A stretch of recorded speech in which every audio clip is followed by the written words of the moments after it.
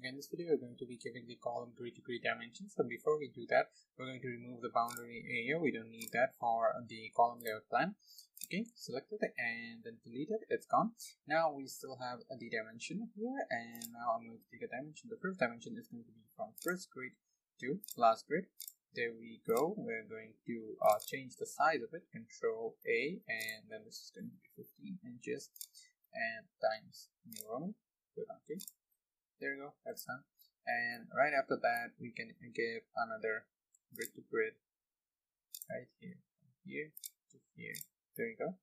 Let's edit that as well. Control A, 15 inches, and then this is going to be times new row.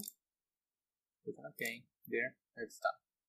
Now, another thing we can do is, since the grid to grid dimension is going to be same, so we do not need to draw that up again or do that up again. What we can do is we can simply just select all of this from the typical floor beam plan.